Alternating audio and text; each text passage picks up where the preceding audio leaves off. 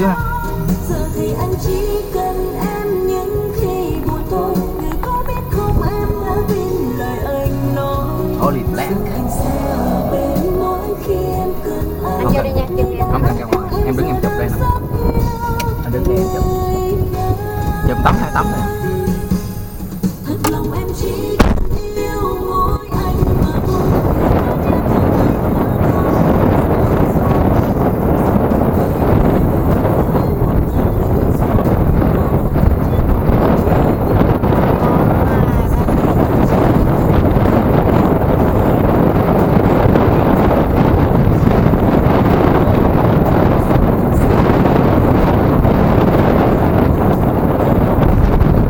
Thôi mùa hè mình đi không lạnh gì ha. Nó lạnh. Này mùa đông đúng là mùa đông. Mùa đông luôn. Nè nè giống như là nó sắp xuống. Oh, it's good. Mùa đông nó ok.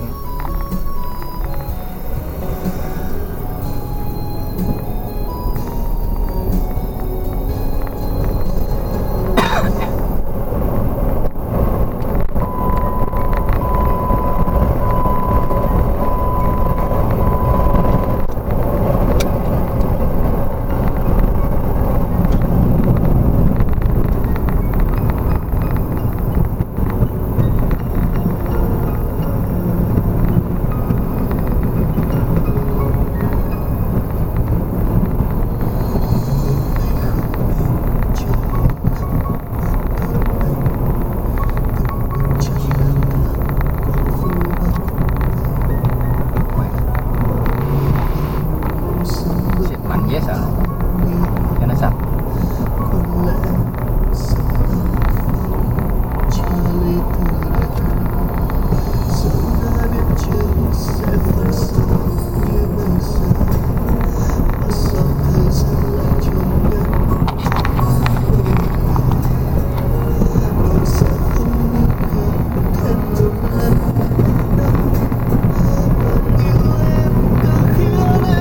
Mưa.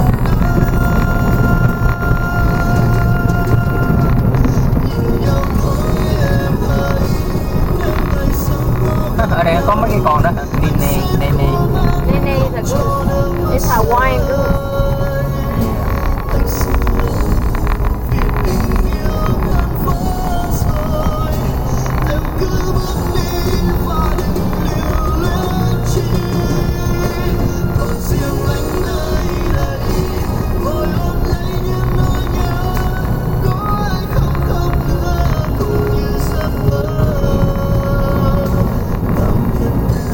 Đúng là vô đây từ sáng tới giờ chưa xong.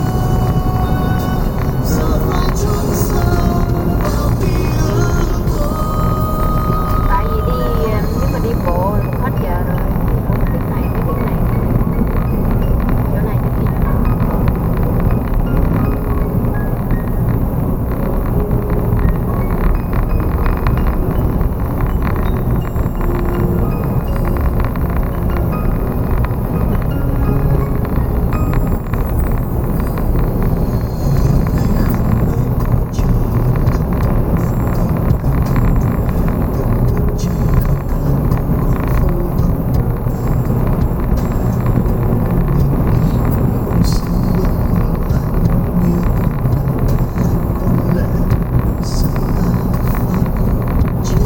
Một giờ mình đi nghe.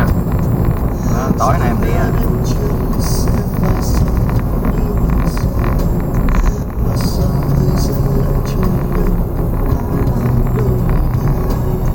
Tụi ra chợ đi hết khi mình chạy xe vô. Vậy mà đi thăm mắt cảnh mình nghĩ mệt. Mình vô đó mình thấy xe Nissan màu trắng á. Nhưng mà để coi cái parking này.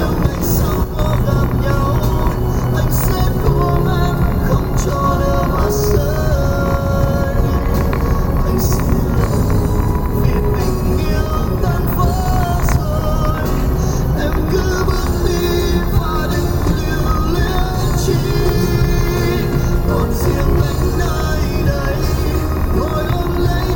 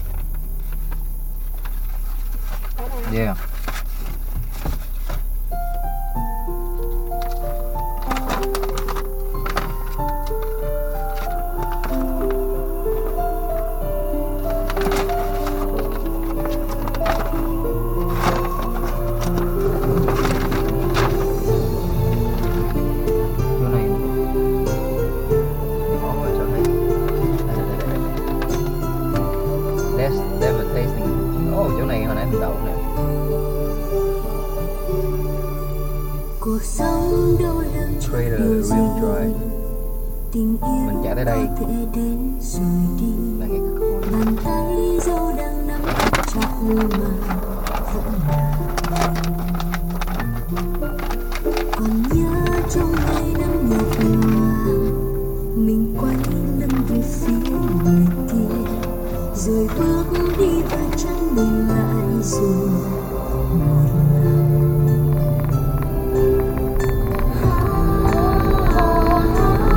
Kể từ ngày đó hai ta chẳng thấy nhau, anh sống ra sao, yêu người thế nào, ở nơi xa lạ nhiều lòng nghĩ đến anh, rồi hoa đêm đến làm sao em quên.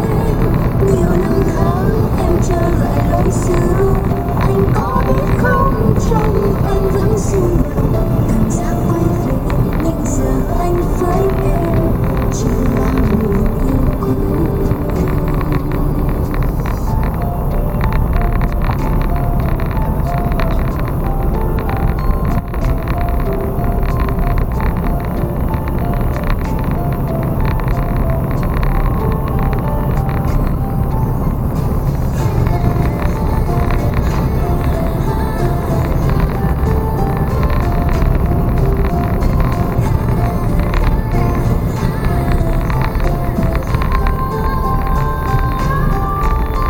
Chuyện cũ nhưng em thấy thật gần, Creator. ngày ấy chưa cầm tay một lần, hạnh phúc đơn giản lắm chỉ là khi được nhìn anh vui.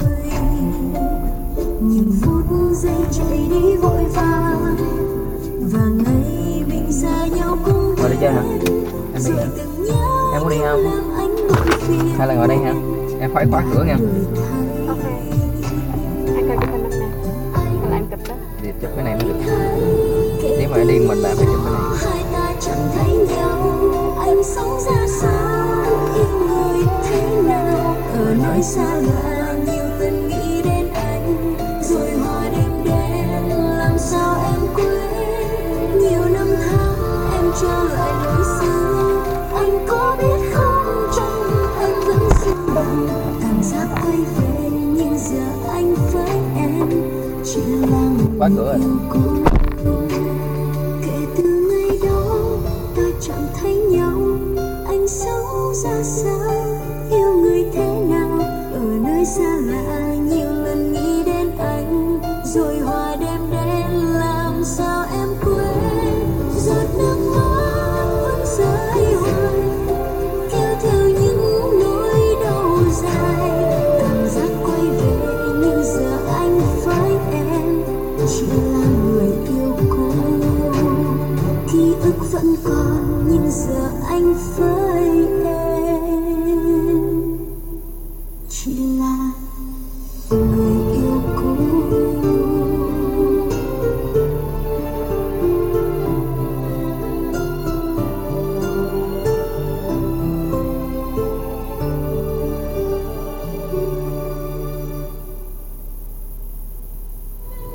Gửi cho anh những nỗi nhớ trên đường đi hôm nào, gửi cho anh những ngày tháng đã từng bình yên, gửi cho anh những hạnh phúc, những niềm tin anh đã quên.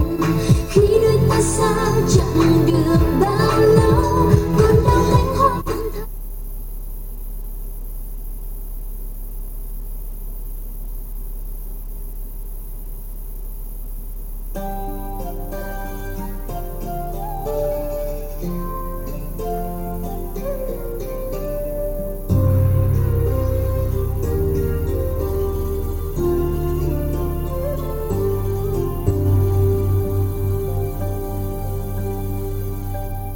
Lòng em ngây ngất vui khi tình yêu đến hôm nào, rồi dòng tố kéo qua, em là chiếc bóng mà thôi. Có nên bao niềm đau, nhưng nào có nên được đâu. Có bước đi thật mau, nào có bước đi được đâu. Lời hứa với em từ lâu, trọn kiếp chỉ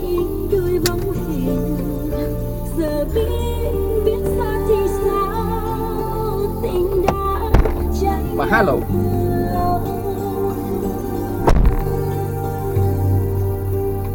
Hôm nay có mưa rơi rất nhiều, một người lặng im nghe tiếng mưa rơi buồn thê. Hôm nay sẽ vui, anh vui rất nhiều, bận lòng làm chi cho kẻ đến sau tình yêu.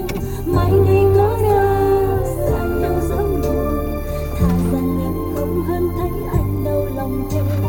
Thôi anh cứ đi, em đây vẫn chờ hai ngàn năm khi tình chỉ riêng mình em.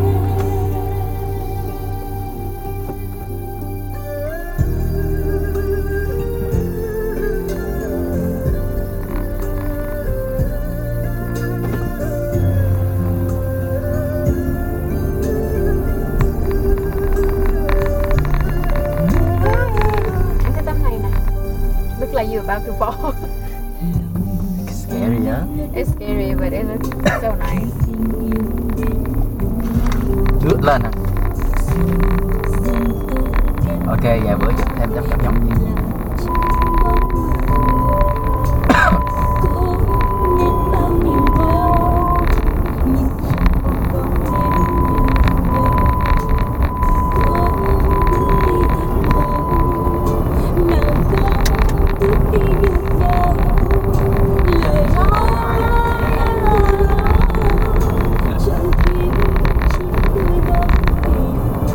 Tấm này ngồi kỳ quá, anh cứ chỉnh em. Hả? Tấm này ngồi kỳ quá, anh cần đi biết. Anh không chỉnh em, lại ngồi cho nó cảm giác.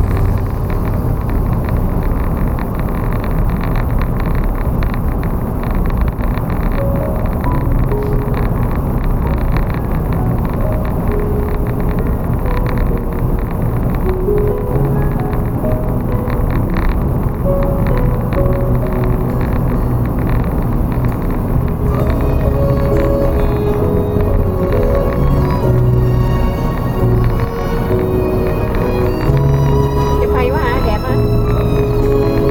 Máy. À, phải nhắm cả. Trái tim của em rất Cây gì quá chị. Bùm bùm. đây thì cho đến giờ chẳng có ai biết em thương thải. Những lần trao nhau bối rối, người ở bên cạnh anh chẳng nghi ngờ, lòng em lần chẳng nhẹ nhàng. Biệt ly buồn đến mấy cũng không thể nào làm cho em ngỡ đến mức tuyệt vời. Chỉ là vết thương sâu một chút thôi anh à. Ngày mà anh tìm đến em tim anh thật lòng và yêu em bằng những cảm xúc nổi lên, làm em khó yêu nên mù quáng đến Why do you take this one? Em Ở đây. dưới cái bét á. nắng chúng ta bắt nhau những sai lầm. Dù cho bây giờ trái tim anh dành hết cho em và yêu em rất nhiều, nhưng sau này sẽ ra sao em không thể cố tiếp tục nữa. chẳng bao giờ em tránh anh, chỉ biết im lặng như thế thôi. Khóc trong lòng không nói ra mới xót xa.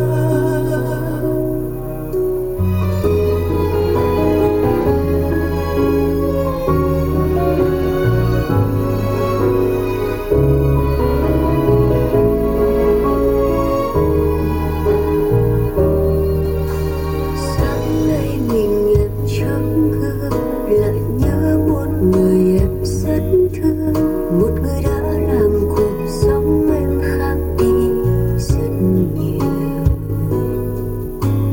Nếu sau này anh vẫn thế thì hãy trân trọng người ở bên cạnh và yêu người ấy thật nhiều. Lời biệt ly buồn đến mấy cũng không thể nào làm cho em gục ngã đến mức tuyệt vọng. Chỉ là vết thương sâu một chút thôi anh à. Người mà anh tìm đến em tin anh thật lòng và yêu em bằng những cảm xúc tự nguyện. Làm em quá yêu nên mù quáng đến yêu lòng. Là ngày chúng ta bắt đầu những sai lầm.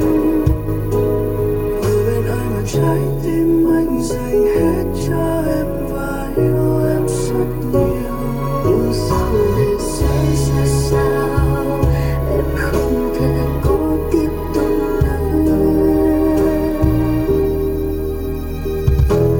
Lời biệt ly buồn đến mấy cũng không thể nào làm cho em gục ngã đến mức tuyệt vọng. Chỉ là vết thương sâu một chút thôi anh à. Người mà anh tìm đến em tin anh thật lòng yêu em bằng những cảm xúc tự nguyện. Làm em quá yêu đến mù quáng đến yêu lòng. Là ngày chúng ta bắt Mở này em. những sai Yeah. Anh snap thử. dù cho bây giờ trái tim anh dành hết cho em và yêu em rất nhiều. Cái nhỏ này quen đi không? Sau này sẽ Bảo anh. ra sao em không thể cố tiếp tục nữa. Tiếp tục nữa. Tiếp tục. Chẳng bao giờ em trách anh, chỉ biết im lặng như thế. Không trong lòng không nói ra bởi xót xa.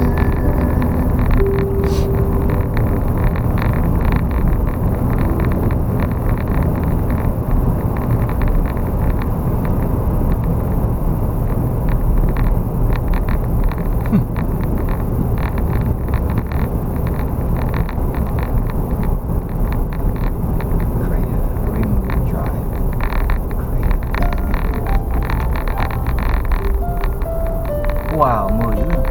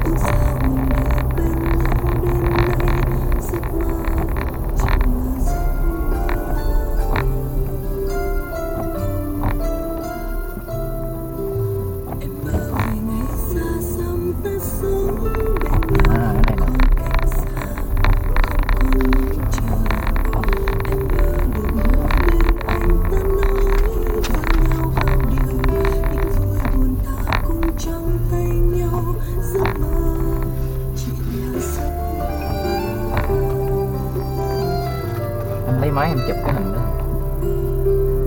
để anh hỏi thằng kia có phải cái này không. Máy nào? Máy này. Máy nào? Chụp cái này hả? Yeah, chụp cái cảnh này nè, phải về hỏi anh chủ nhà coi phải chỗ đó không. Ok.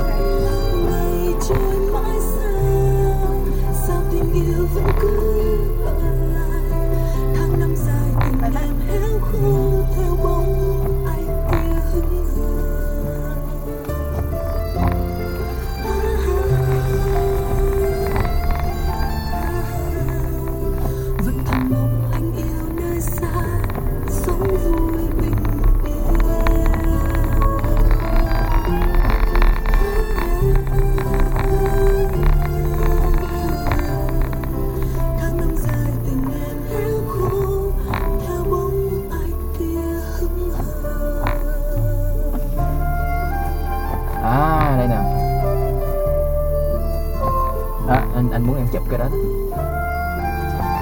That's the barrier. Exactly. Tối nay về để đậu xe đây. Xong đi bộ vô đó. Nhưng mà nó đóng cái kia ghê. That's why he say the barrier here. You can walk, you can hike. xa xăm ta sống bên nhau, không còn cách xa, không còn mong chờ. Em mơ được ngồi bên anh ta nói với nhau bao điều, những vui buồn ta cùng trong tay nhau.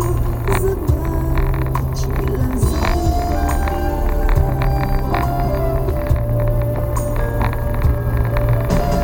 Rồi anh cứ đi, em ngồi đây em vẫn mong chờ. Vẫn thầm mong anh yêu nơi xa, sống vui bình yên.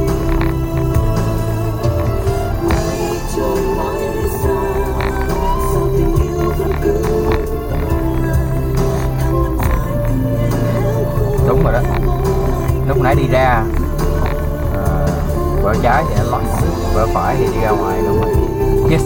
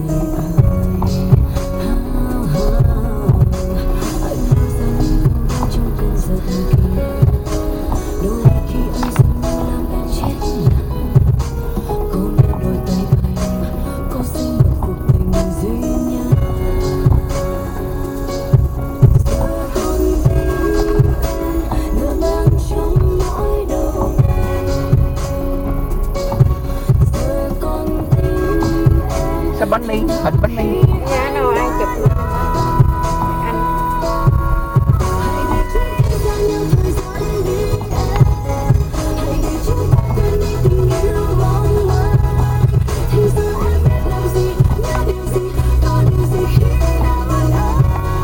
Cái này là vào trước mình đi rồi nè. dạ.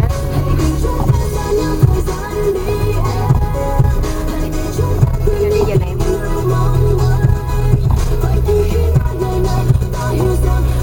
Đi sớm gì mà còn không có thời gian cho mình, phải không?